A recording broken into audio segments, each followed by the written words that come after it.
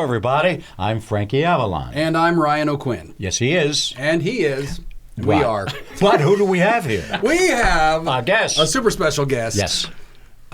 This is not a made-up name, by the way. This is your real, or maybe you'll tell us if this is real or not. He says his name is Tim Campbell. That is my real name. I do have several pseudonyms. But that's the one you need to know. Oh, okay. Well, do they call you Timmy? No. Did anybody never only Timmy. My parents. Yeah. Only my parents. It's like Frankie. That's my name. Yeah, he's kept it all these years, Frankie. Yeah. Timmy Avalon. Well, nobody else wanted it. I don't know. I took it. That's it. He's got a whole story about how now he has to go through airports and he's got to show the real and whatever that. But Tim Campbell, people sometimes say to me, my name is Ryan O'Quinn, and when I started as an actor, people would say, "Oh, that's a great stage name. That's a great choice." And I'm like, blame my parents. I didn't choose that.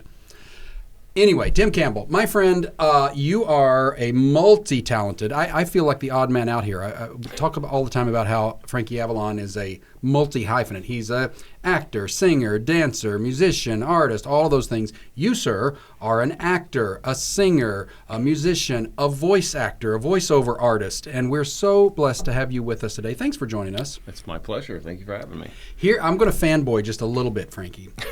Because I discovered in the green room, I'm an avid audiobook connoisseur. Oh. People say, do you read? And I often lie by saying yes, meaning that I listen to a lot of scientific studies. Oh. It counts. Go on. So listening, I can, reading, same thing in your brain. The same information. In fact, if you're an oral learner, listening is actually better for attention than reading. So, it's amazing. I've heard about this, and I've been very honest with you. I've never done that. I've never had listened to an audiobook. But a good friend of mine, we've known each other for 60 years or whatever, Dion. You know Dion? Sure. And the Belmonts? Yeah. Why must I be a teenager in love? Well, he said, Frank, you got to start listening to. Now, but I'm with really one of the best of them all. Oh, Tim. Absolutely.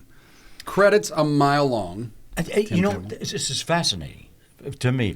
How do you do now there's a book, how many pages? Give me an example. How many?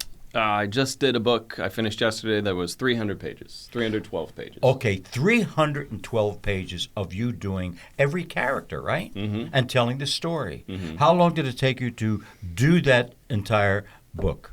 3.5 days. What? Yeah. They're long. And how long of a session? It takes me 4 months to read a book. I read about 100, 110 a year, so 110 books. It's like a full-time job. Yeah. I start at 7 a.m. and I finish around 3:30 every day. So. And is this in a studio? Your home studio? Yeah, I have a studio. Your at my home, house. but you're home. Yeah. Yeah. And of course, Tim, you decide what you want to do. People come to you as the artist to do what they want, which is an audio book. Yeah. Do you read the book first? Of course, you read the book first and say, "I want to do this." I don't do that. I'll get like either an abstract or a summary of the book with the descriptions of the characters and things like that, and I can decide from that basically if I want to take the project on and if it fits with the schedule and everything like that. Okay, something else I want to know. Do you mind if Please. I'm fascinated by all of this. What about in storytelling of this book that you're doing, the not the dialogue end of it, but the action? How do you handle that? It's interesting. It kind of handles itself, where, like, when I'm narrating, I'm not trying to put too much onto the book. I'm kind of letting the book and the pacing of the writer handle the heavy lifting. So a lot of times the pace, the build, the climax, the anticipation, all of the tension in the book will come out of the writing rather than anything I'm doing to the script.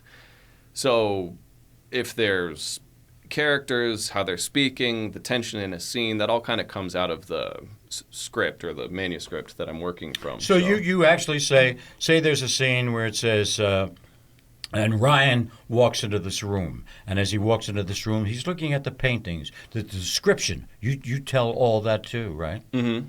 So you do exactly what the book says on the paper. Yeah. You're saying it audio. Yeah, basically, exactly. Yeah. Okay. And it also depends because there's first-person writing, there's third-person writing, there's distant third-person and close third-person. So that'd be like I don't know, a nonfiction book just describing what's happening. He went here, he did that, he signed this bill. Right. There's also close third person, which is where you're in the point of view of the character, but not first person. And so you have kind of the flavor of the character in the narration, the narrative, without going full into like a character voice or anything. So, I see. So what you're saying, if you're not doing the character who is a menacing character, doing him in a menacing voice, are you? Yeah. You are? Oh, yeah. You're acting the character. Oh, okay. Absolutely. Okay. And then the narration kind of is a neutral ground, but it has different flavors of the way that it's written by the author. So a third person that's close in an action scene where the tension's ramping up and everything, you're going to have a little bit of the emotion of the character. As everything starts to build, everything is going to kind of manifest itself through your voice, even though you're not first person of that character. Oh, I get you. Yeah. Right. You're telling the story. You're telling the story, but kind Right. of from an omniscient place. But you can be in a close omniscient place, or you can be in a distant omniscient place where it's completely neutral and you're not putting anything onto the story. Let's get into the mechanics of that a little bit, because Sure. I've always wondered this about audiobooks. And again, I'm a huge fan, and I voraciously, air quote, read audiobooks all the time. Do you, because each character that you do in the audiobook has a specific and distinct voice for that character. Yeah. Is there ever when you do a take or when you read, do you literally read the book on the page and go through that? Is there a world where you ever go back in and punch in characters to make sure that character is consistent with what you've done already in the book? Yes. Generally, you're just reading it. Yep. And if you do something inconsistent, I will have a proof listener at either a publishing house or a production company that listens to the performance, and they say, oh, you did this in the wrong voice, or oh, your accent slipped on this line. They'll give me a note, and then I'll punch that line. I'll retake that line, and they'll punch it in on their end. So. We do some voiceover in the studio that we're in here in LA right now, and there's a you may not be familiar, Frankie, and Tim, please fill us in, but there's a technique, there's a model called punch and roll. Yeah. So explain that to us. It's industry standard now. They very rarely you'll still get a standard where you just keep reading and you make a mistake and you just go back and keep reading. Punch and roll is where you're reading the text, you make an error, you catch yourself, you cut in the audio right where you made right before at a good spot, And punch it in. then you punch in and you just keep going that way. So Yeah. I do that all day. And you don't catch everything. So say for that 300-page book, I'll probably get somewhere around 40 to 50 mistakes that I didn't catch that slipped into the... Right. Some of them are hilarious. You'll say something wildly inappropriate. You had no idea that you even said it? Yep, exactly. You have no idea. Now, Tim, aside from the audio books, Yeah. you do other voice overs? I do some commercial voiceover. Not as much anymore. I did more of everything when I was younger, and now I've kind of like found my niche in the audio world. Like what, for example? What did you do aside from the audio books? I did a Hot Wheels Christmas commercial. Okay. I did a thing for Domino's Pizza, for Coca-Cola, just random spots. Generally, it was something I didn't really pursue, but I have so many friends in the industry that someone would be like, hey, I have a Hot Wheels spot for Christmas. Would you want to read this? And I'm like, yeah. Hot Wheels, only $4.99 at your local whatever. Yeah. You know. I was with a couple of different businesses that I was a spokesman for, like Sonic, Sonic Sure, Burgers, yeah. Yeah. And their whole concept was the 50s, Right. which I represent and all that. So I was with them for about, 9 years, 7 years. But I had to do all that stuff too. Not only on camera that I do, but I'd have to do. You've got to get the float is the best you'll ever have, and chili you try to entice them about it. But they're kind of licking their lips, Yep. Yeah, You're telling stories. You're right. Yeah, Yeah, it was just good. in a I enjoyed very it. short Yeah. script. Well, it's definitely an art. But let's rewind a little bit and let's go all the way back. I want to hear about either the childhood or when you discovered this gift. Were you the class clown? Were you the guy who did the accents and the voices? Like what prompted all this? Well, growing up, my dad And where was this? and mom read to us a lot in Seattle. I'm from Seattle. Okay. My dad read to us a lot, and he would use goofy voices and do accents, and he spoke and still speaks multiple languages. He's a super brilliant guy, and he would read books in funny voices, and I think I honestly picked it up from him from being a kid and having that read. So he was your mentor. Yeah, a little bit. Yeah. Even if it was subconsciously. And then I went to school, became an actor. I got a double major in music and theater and a minor in philosophy. I went to grad school for opera and music and vocal performance. And yeah, I finished up my degrees, and I was an unemployed opera singer / musical theater singer in Los Angeles, and I had fallen in love, madly in love with my wife. And I wanted to be based more in Los Angeles, and randomly, my mom sent me a picture of a dream jobs list that I made when I was 13 years old. And it was like astronaut, professional soccer player, professional baseball player. And then number 4, I think, was direct the Lord of the Rings movies, because at that point they didn't exist. And I was like, I'm going to make the Lord of the Rings into movies. It might as well be you. Yeah, exactly. Yeah. And then all of those were not going to happen at that point. But audiobook narrator was 5th on the list. It was narrate audiobooks, because I grew up listening to audiobooks, hundreds of them. Yeah, going from rehearsal to sports practice to work. I would just listen to books at the gym, like all the time. I had a cassette, a Walkman, and then I had a CD player, and then I got one of the first iPods, and I would burn the CDs onto my computer and then put it on my iPod, and I was just listening to books all the time. So when my dad and I came cross country, circa 1996-ish, and I drove from Virginia to LA to chase the dream, right? To jump into this crazy business, my dad and I we went to the library, the local library at my hometown in Virginia, and we got the CDs of a book on tape. And so for whatever it was, 34 hours across the country,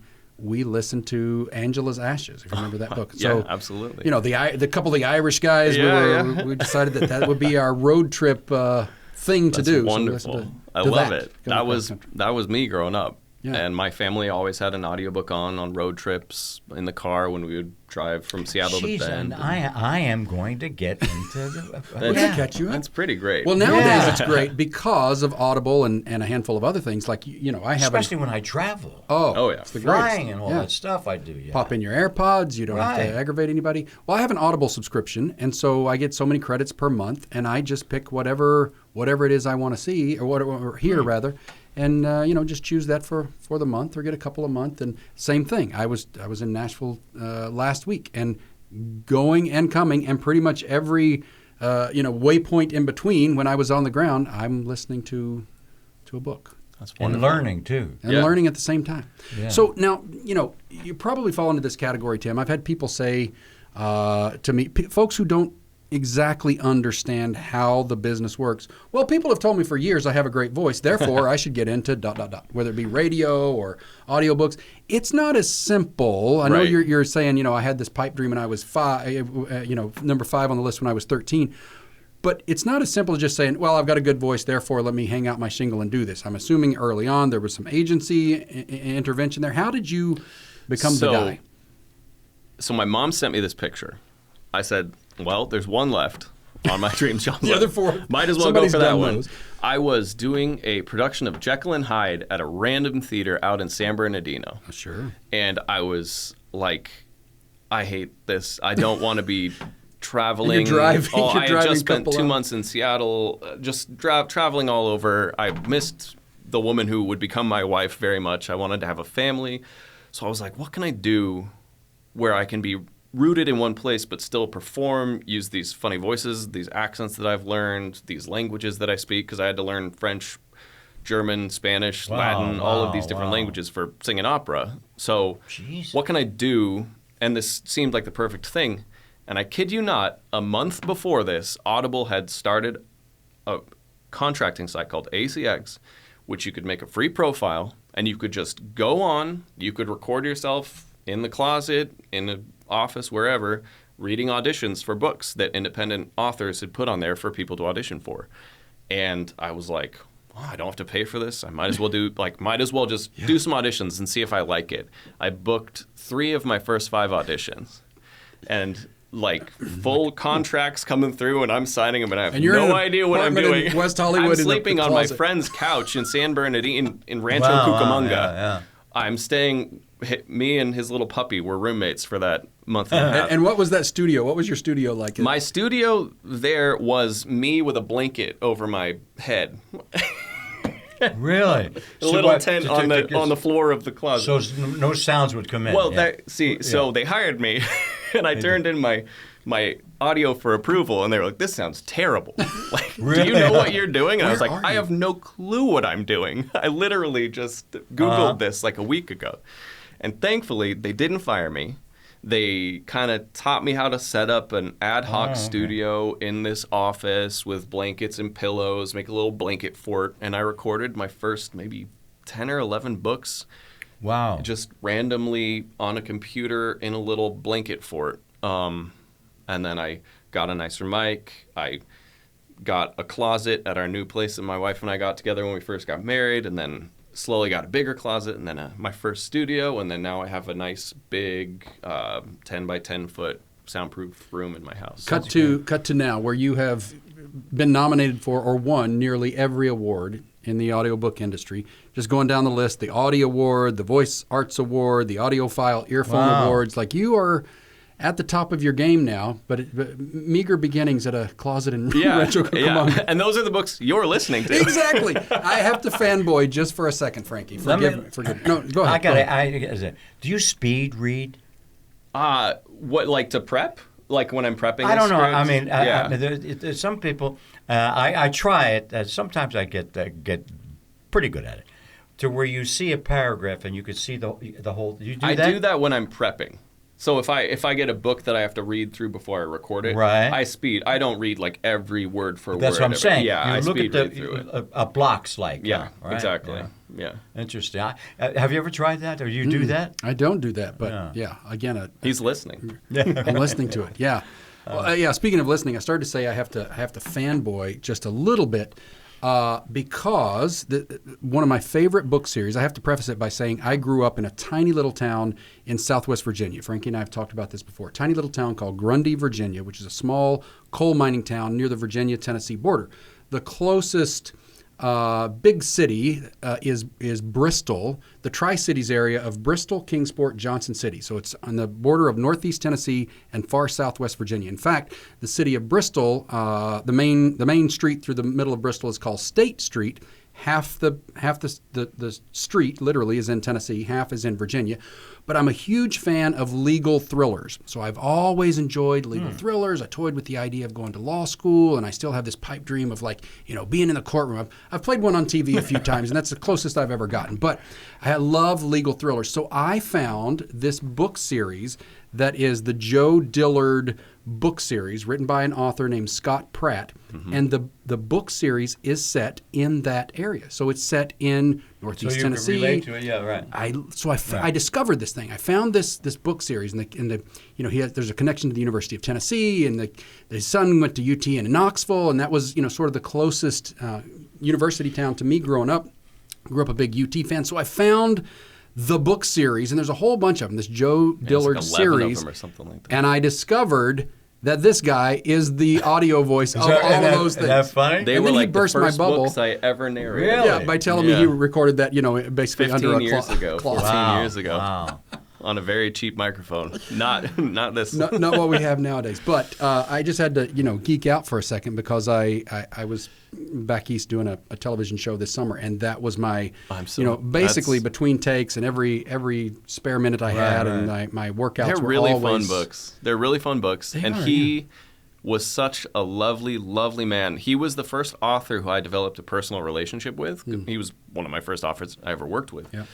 And he basically told me when I started, I auditioned, and we did something called a royalty share, which is we would split, Audible would take some, and then we would split the sales. Mm-hmm. And I had no idea that these were like worldwide, like best-selling books. He basically, I did them. They took off. They paid for my house that I live in. Wow, sure. And he told me that however long like those books existed, we would be sharing the sales. Wow. And he had a right after 7 years, I think, to take all the proceeds for himself. And he said, you know what? Like, we did this together. I want you to, you're going to get this as long as these exist. Good, it was a real, and I honestly, like, that man is kind of like an angel for our family. He essentially helped us pay for our house. He set the foundation of my career, which is now 1,000 books. Tim, you found a gem. Yeah, You he was really a great did, 'cause, guy. in our business, to try to keep a portion of what you do is tough. Yeah, Sure. So you found a real gem. he was a for you. real guy. He's I a like mensch, to, as I they like to say, back when I was starting out narrating, I would talk about how I wanted to do this and have a family and have a life that was conducive to having a family. And it ended up that his books helped me and my wife pay for the IVF that got us our twins Oh, wow. and the house that we live in. So it's a real Man. And he passed away, unfortunately, a few years ago. Right. And I'm friends with his son, who's a wonderful guy. And we've stayed close. And yeah, that is- I really owe him a lot. That's so Yeah, great to sure. hear. And I've been, as a film producer, and now mostly on the other side of it as a producer, we'll talk offline. But I've been trying to figure out how to turn that series into a book series, rather, into a television series. But I'm sure people have trekked down that road before. But anyway, we'll have to. Do you have the anything new conversation. that you're working on now that you can talk about? I can talk about whatever. There's no NDAs or anything. Well, rarely. There are a few times, but for the most part, the publishing company are like, publicize. Go Right, tell sure. everyone about it. Of course. Yeah. That's what makes your living too, Yeah. Of course, yeah. Like, I also sing on film scores and stuff, and everything is like do you? super Yeah. hush-hush, and you have to turn in your cell phone when you go into the studio, and you're like recording, and then you turn around and like Superman's flying up there, and you're like, whoa, I didn't know what this was. But for audiobooks, they're like, go tell everyone, go on all your social medias and tell everyone about this book. So I just finished my 1,000th book, which was Wow. a big milestone for me. And that was, I'm a huge soccer player. Like, I've played soccer my whole life. I'm a huge Arsenal fan. They're a London team. And one of the head producers at HarperCollins, who we won our first audio award together like a decade ago. For both of us, it was our first one. We've stayed close, and this book called The 100 Soccer, and it's written by the writers at The Athletic, and it's the stories of the 100 greatest soccer players in history. And she was like, as soon as I saw this, I thought of you. Like, you're crazy about soccer. I was like, I am crazy about soccer. So I got to narrate the biographies of the 100 greatest soccer players of all Wow. time. So I just finished that. Wow. And that was like my 1,000th book. So that was man, really cool. perfect. So you had to do 100 lives. Yeah, 100 mini biographies Right. of the greatest soccer players. Oh, well, that's And it- great. Interesting, yeah. Really What's the name fun. of the book? It's called The Soccer 100.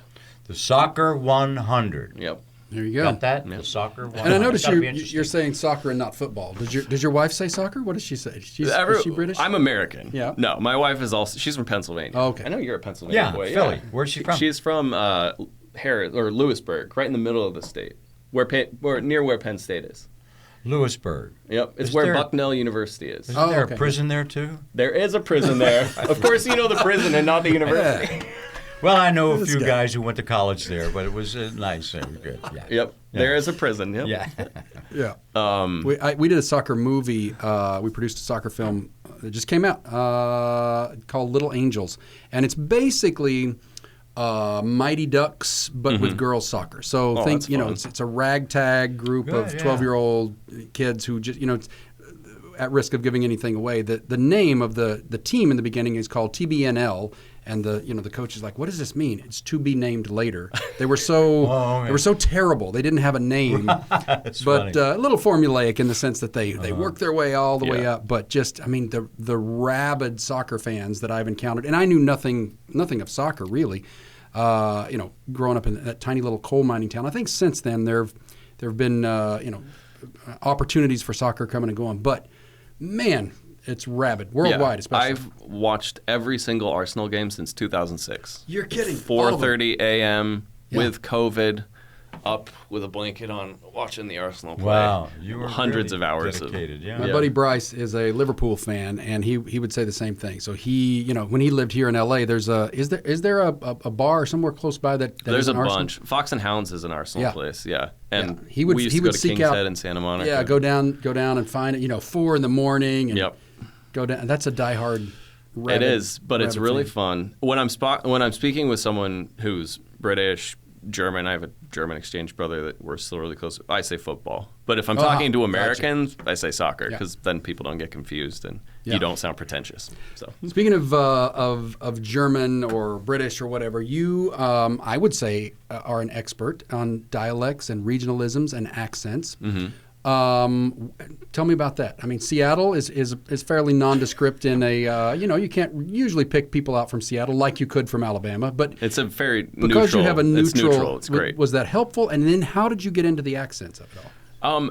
It's nice having a neutral American accent because you can do whatever. It's a nice base narration. You're not pigeonholed. But then I trained as an actor, so I went to theater school for 4 years. I went to graduate school for 4 years. I trained accents, dialects. I worked on them, practiced them. I get asked a lot, like you were saying, like people say, "Oh, I've got a great voice. Like maybe I should get into books. Like how do I do that?" I'm like, "Well, I went to college for 8 years and trained how to act, and then I got into it." Yeah, the thing about that is, you know what it really boils down to? Your ear. It is a lot of ear, yeah. It's your ear. You can pick up the way someone speaks, the dialogue, not only that, but the whole sound of it, right? That's your ear. Yeah, it is. A lot of it is ear. Right. I like my dad, like I said, speaks different languages, does great accents. I speak different languages, do pretty good accents. I think that, and I'm a musician, and I do think it is all related to the ear and being able to hear certain rhythms, sounds, shapes. I don't even know how I do some of them. I'll have a key phrase where if I repeat a phrase, I know that I can just slide right into that accent. But don't you feel like if you're doing a character, say like impressions, right? Like one of my favorite actors of all time was Cagney. I'll tell you what. Yankee Doodle Dandy. Yeah. I'll tell you this. Yeah. You don't know what you're talking about. Or somebody like Jimmy Stewart. You kind of feel, you know. Or Gregory Peck. I loved his voice. He would go like this. I know. You know, you just feel. You know. So, Frankie, did you ever do any, I mean, the Sonic commercials and things like that, but did you ever do any regular voice? You have such a distinct and unique and rich, deep voice. Did you get into voiceover? I mean, I did a film, a character. It was called Alakazam. Alakazam the Great. And I played the little Alakazam monkey, I think he was. And I talk like that. And I don't know. I had, I can do voices because I like my ear. Your ear, Again, musical thing. When you did that picture, were you just reading from script? You weren't matching any? You didn't know I was what matching. Oh, you were? Okay. Yeah, I had to do that, yeah.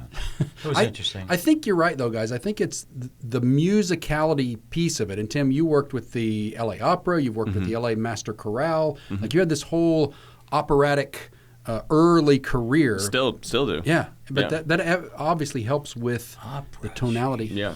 Wow. Yeah, it's interesting. So you're a baritone. I am a baritone, yeah. Yeah, you're a baritone. Yep. And some of the things you, like Aida, did you do? I was in Aida at LA really? recently, yeah. La Traviata. Let's see. Recently, I mean, I can't even. I'm doing Falstaff this season. I just sing in the chorus at LA Opera. I was in the Candide that they did a couple seasons ago. That was really fun. So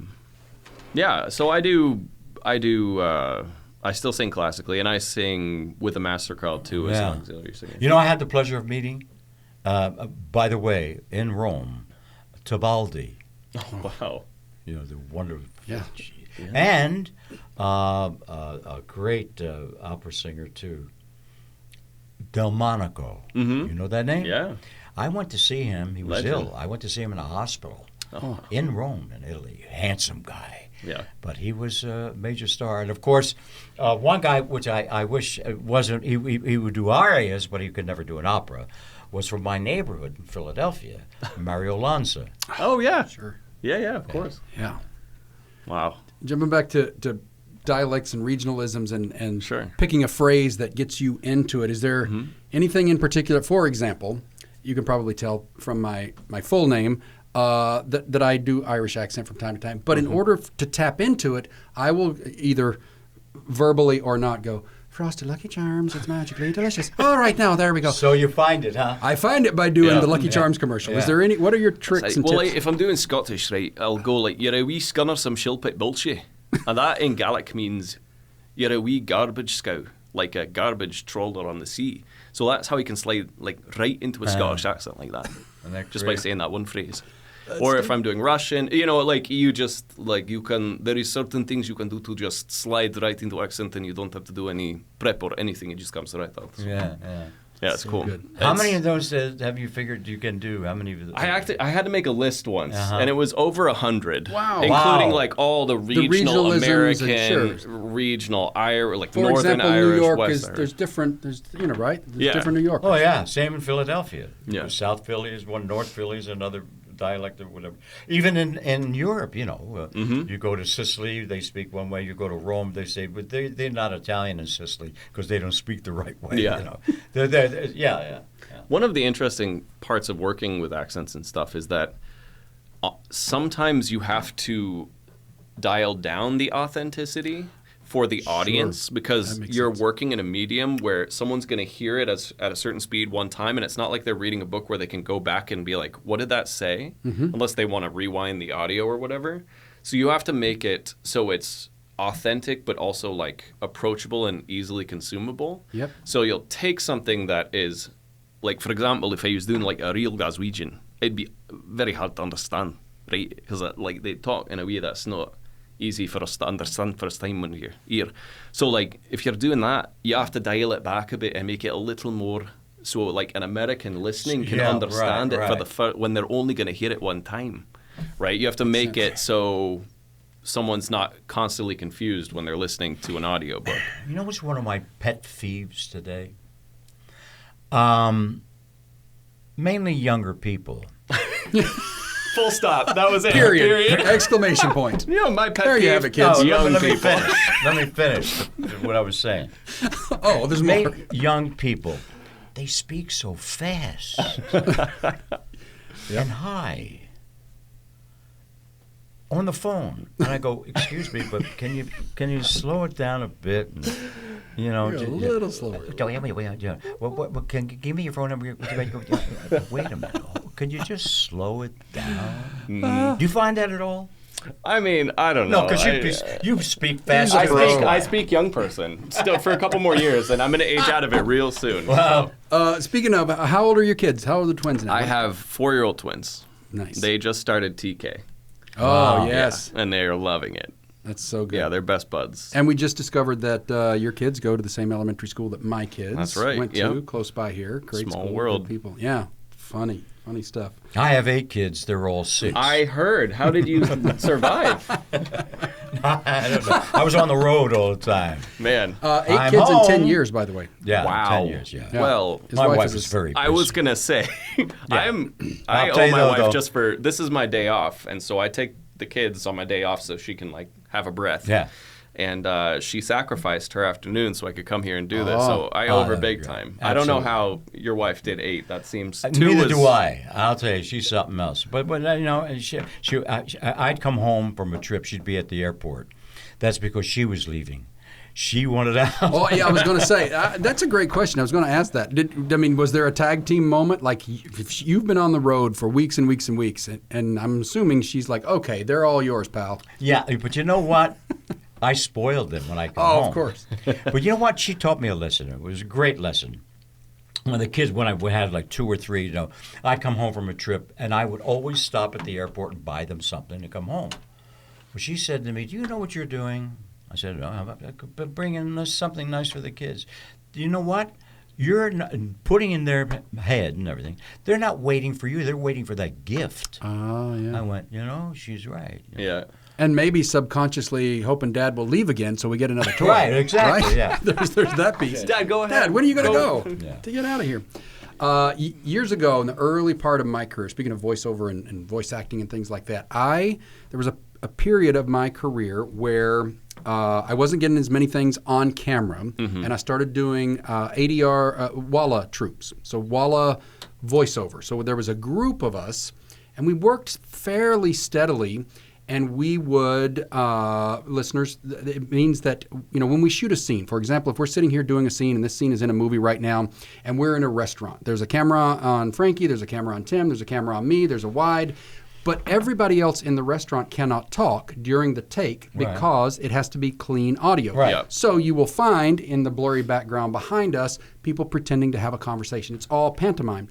In the Walla world, you get a group of actors who come in, and in various takes, you pick out the people in the background. So you actually add additional dialogue to make it all sound like a real robust setting. And sometimes there's other reasons to do that kind of work where a dog barked or a plane flew over or something happened. They didn't catch it on the day. So there are experts, voice experts, that go in and add voices to the background. And for a while there, I got into this little niche where I would do certain actors very well. So I did Billy Bob Thornton. As you can tell, I have a Southern accent growing up in Virginia, so I could perfect his Arkansas accent. So I would do Billy Bob Thornton. I did Jack Black. I did Jason Alexander. Wow. I had a decent career as a SAG actor because it's you're getting paid a minimum per the union rules. You get paid a certain amount of money to be these guys. So for somebody like Billy Bob, his day rate to come back and do ADR was, needless to say, exponentially higher. Contract,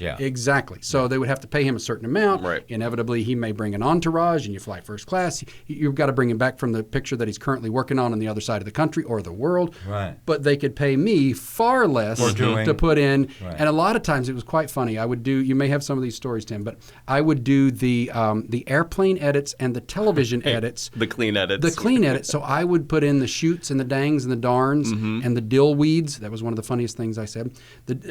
Of these things, so they can put it back into the airplane and TV edits because you can't say those words on television. Funny story, and feel free to jump in any minute with any funny stories you have. But I'm doing a Billy Bob Thornton. We call it efforts. Usually it's like a breath or a sound that's not a word. But I'm doing some ADR and I'm watching Billy Bob on the screen, and the director of the movie is there along with the post supervisor and the mixer, and they're all on the other side of the glass, and there's this part where Billy Bob has to exhale, and it literally sounds like that's going to be on camera. They didn't capture the audio on the day, so I have to breathe like that. I won't tell you the name of the movie or the director, but I did a take, and the director said, and I quote, press the little button to talk to me on the other side of the glass, and he said, that's great, Ryan. Can you try that again, but can you breathe a little more Southern, please? And I said, yeah, I got it. Yeah, let me have one more crack at it. I'll try south of the Mason-Dixon. Let me try that again. Obviously did it the exact same way. He's like, that's great. That's really good. Moving on. I have a similar story. I did a master class with some members of the Royal Shakespeare Company when I was living in London. One of the reasons I follow Arsenal. And I did I think it was Mark Antony, Cry Havoc and Let Slip the Dogs at War. And I did it, and it was fine. And he came up, and he had only a neck beard, and it was stained from his cigarettes. So he had like nicotine stains in his beard. And he leaned right into me with his terrible cigarette breath, and he went, "Try it again, and this time, act better." Act better? He whispered it. He's like, "You're fine. You were just nervous." He's like, "Just this time, do it better." Act better. And then he sat back, and I did it again, and it was way better. And everyone's like, "What did he say to you?" And I was like, "I can't tell you." Yeah, no, I'll save that for the Frankie Avalon podcast one day. Yep.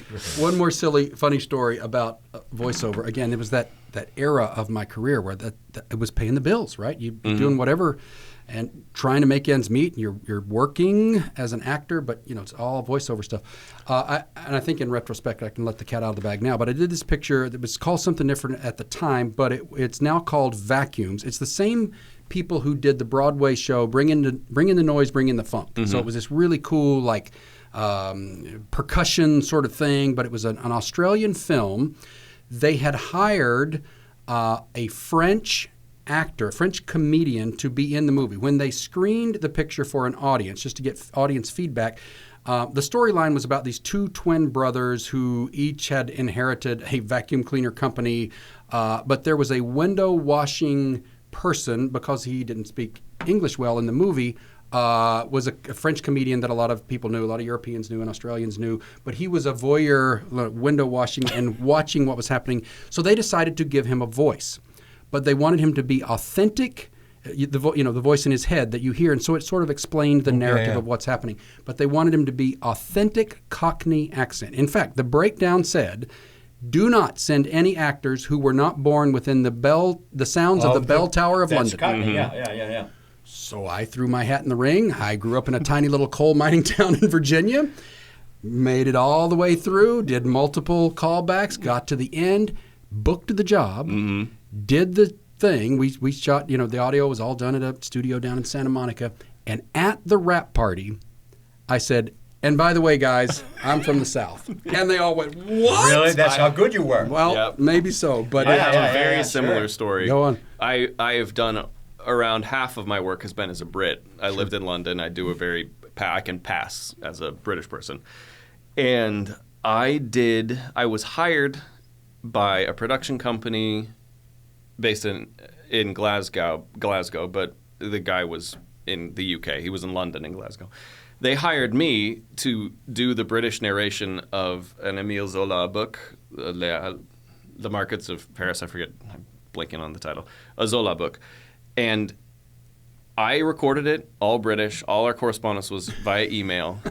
Did you spell color with a U? Me and my wife were going on our honeymoon to travel all around where we were going to Scotland for like 6 weeks. And he's like, come to Glasgow. Well, I'll take you around the city. We'll have dinner. I'll take you out to dinner. My favorite there's great food there. I show up. He opens the door and he's like, hey, so nice to meet you. And I'm like, hey, nice to meet you too. Two Americans. Both Americans. Both thought that each other were British the whole time. Isn't that And something? he's like, I'm from New York. And I'm like, I'm from California. Like the entire 6 months that we've been working on this project, we both thought that each other were Isn't English and that we were both something? American. So you spoke like that all the time, except for the very end, right? Yeah. So that he found out. So I showed up at his That's door, and amazing. he's like, "You're American." I'm like, "You're American?" You're American? Yeah. Okay, one more silly quick story. And with this, we can wrap up. But a friend of mine, I won't tell you her name because I think she still works as an Irish actor and a very good voiceover actor. Did a play with her, like you're pounding the pavement. I did a bunch of plays at the Knightsbridge Theater in Pasadena. Was living on the west side, making that slog, making $11 a show, something ridiculous, going out there. And so I worked with this actress, and she was Irish. She has red hair. She's Irish. I knew her as Irish. We were husband and wife in this farce that we did. And after the show wrapped, a couple months after the show, she and her husband invited Heather and I to come meet them in Burbank to go eat. And she's talking to me, and we're talking about this and that and the other. And, I know her as an Irish person. She said, I have to tell you something. Not a lot of people know this, but I'm from Phoenix. And I fell over in the booth. I said, what? And the whole story was when she was a young actor and she'd come out from Phoenix, she said, I'm in the DMV line, the California DMV line, which is notoriously a mile long. And she said, I don't know what came over me, and I've got this acting training. I do a handful of accents fairly well. So she goes up to the person, bypasses everybody and goes to the info person up front where you're supposed to take a number. She said, oh, I'm so sorry. I don't know what I'm doing here. It's my very first driver's license. Is there any way you can help me here?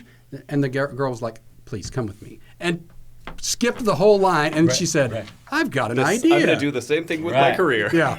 So she had, at the time, this has been years ago now, but she had two phone numbers basically. One was the Irish line, and depending on who knew her in the business. So if she got one a was call the Irish on line. one, wow, that's taking it to a whole other level. That's multiple person, It was multiple identities. Crazy. And she also says that, some of the ironic / silly feedback that she got from auditioning from major television shows, sometimes the feedback to her agent from the casting director was, she can't really do an American accent.